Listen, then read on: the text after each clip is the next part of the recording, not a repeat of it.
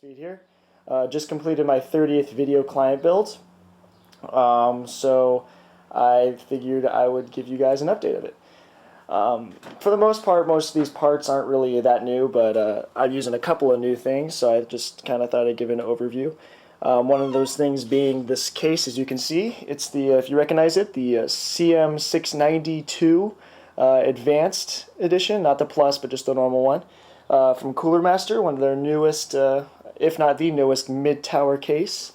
So yeah, I'll give you my opinions on that as I'm kind of doing the video, but let's get that off. Just kind of look at the internals really quickly. Alright, so what we've got. So for the processor, if you saw my unboxing video, using the AMD Phenom 2 X6 1055T Thuban processor, overclocked to 3.4 gigahertz right now on its stock cooler. I was able to get it to reasonably low temperatures, or at least lowest for stable operating for this client. We got 8 gigabytes of Ripjaw, I believe G.Skill RAM. I hope I'm not wrong. Yeah, G.Skill RAM. 8 gigabytes of that, so plenty of RAM. We got a 1 terabyte Western Digital Black Edition, or Black Caviar hard drive rather. The VX550 watt power supply from Corsair. A very, very dependable model. For any of the single graphics card kind of builds you see like this, pretty much always a safe bet to go with 550 from Corsair. So yeah, oh, and then of course one of my trusty old 4890s, just for some benchmarking that I was doing with the Thuban processor there. And then as far as the motherboard goes, one of Gigabyte's newest models, the 890 GPA UD3H. One of their newest motherboards. It's got USB 3.0, SATA 6 gigabyte per second connections, those white ones you see right there. So yeah, relatively nice motherboard. Let's see, I got the box over here actually. One thing I noticed immediately is that, wow, holy crap, there's a lot going on this box. Gigabyte sure wants to let you know how much this thing can do. And they succeeded. So anyways, that motherboard. But yeah, so just kind of getting into it.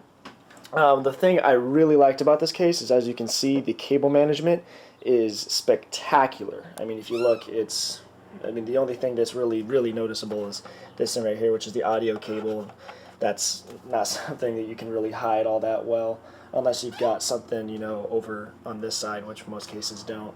So I'm not complaining, but other than that, everything is very, very nice. I only ended up using 2 power supply cables, since actually this person's not going to be using the 4890 as their graphics card. Like I said, I'm just using it to test. For now, they're using the integrated graphics on this motherboard. As you can see right over, let's see, tilt your head there. The integrated graphics port right there. It's got HDMI, DVI, and VGA.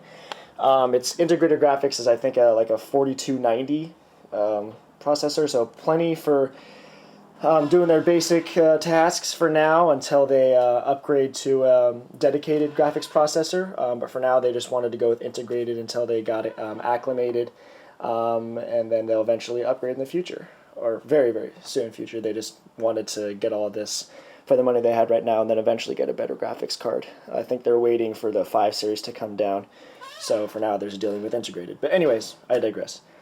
What was I talking about? Oh yeah. So anyway, so yeah, the case. So cable management's really, really, really easy to do on this case. I had no trouble with it at all. And like I was saying, before I had the 6-pin connected when I was testing, but now I don't. I just took it out because I'm not going to be using it. So the only cables I'm using are the 24-pin and the 8-pin up there, if you can see it, for the motherboard. And the rest are just stuffed behind the case right here. Since this power supply is not modular, I was forced to kind of let those hang. But as you can see, the case handles it just fine. There's a whole big space back here. I'll turn it around in a second, where you can just stuff all those cables in. Man, it looks really nice. I really got to hand it to Cooler Master for this case. Probably I'd have to say, and this means a lot by me saying this, probably the best mid-tower case I have ever worked with. I'd really say it's no competition. And I've worked with a lot of Metara cases, everything from the Antec 300, the Antec 600, the Cooler Master, Scout, the Half, some of the Thermaltake Armor, smaller ones. So I've worked with a lot of cases, and I would have to say nothing was as good as this one, as far as the mid-tower range goes, that is. It's a perfectly sized case, in my opinion. It has lots of space for just about anything. I mean, even me with my huge setup over here, I got, my Rampage 3. I was actually working it, and I was thinking, wow, I could probably fit my computer inside this thing. But anyway, so yeah, the really great case. I really like the way it looks, really sleek looking. They did a great job with the black paint job inside here. You got space for a 240 millimeter radiator up there, or even down here. They said, yeah, you just move this thing, and you can have a 240 down here. So as you can see, you've got the holes right here. Yeah, so really, really cool, really feature-ridden. You got your water cooling ports right there if you have tubes for attaching radiator on the outside. Let's see, you got fan exhaust up here. You got an eSATA, 2 USBs, and you even have a way to turn the lights. Or actually, I'll turn the computer on for you guys. Oops.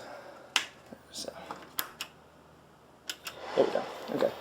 So, there you go. See it running right there. And so you've got a nice blue fan up front. Let's see if I can zoom out a little bit. There we go. And one of the cool features is actually there's a little switch to where you can turn off the fan light if you don't dig the whole fan thing. Oops, there's no VGA connected, so it's just going to beep at me. So I will unplug the speaker for now. Anyways, so yeah. Not sure what else I was going to say. Let's see, what else? Oh yeah, so for the hard drive cages, kind of cool. You can slide it out right here. You can attach the hard drive, makes it real easy. And I believe with the Plus edition, they even include a 2.5-inch adapter, so you can attach a solid-state drive if you need be. And then for the disk drive, which I'm going to install once I get to the client's house, because I'm just going to use their old one. It's just real easy to install these things. You can open it up, as you can see. The locks back place open. So really, really simple. Cooler Master did a great job with this case. So this is what the back of the case looks like. As you can see, I got the 8-pin going up there, and I got the 24-pin going in there. And the rest of the cables are all inside there. So lots of stuff. And once again, too, I gotta say, Corsair's cables, awesome. Nice and thick, stiff, so you can really bend them really, really nicely without any troubles at all. So kudos to Corsair, again, like always. So yeah, so they fit real nicely. They're all meshed inside there. All the case cables, like all the power LED lights, USB speaker, the eSATA, and even especially the 1 terabyte hard drive cable, all fit perfectly within there. And there's just enough space all the way back here. So good job, Cooler Master. You get an A+. So yeah, even a way to get back here. So, and at on the back you can install a fan, so you can even blow in the back of the motherboard.